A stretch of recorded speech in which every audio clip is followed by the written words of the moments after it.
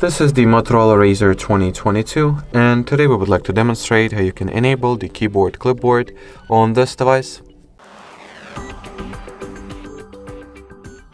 So first of all, you gotta launch the keyboard, then look for this particular icon over here that stands for the clipboard itself.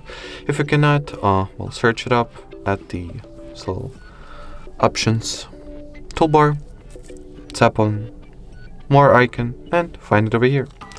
So once at the clipboard page, you can activate it by switching on this toggle or tapping on the turn on clipboard button. Then if you would like to remove the elements you have at your clipboard, click on the pencil, select what elements you would like to get rid of, and then tap on the trash bin.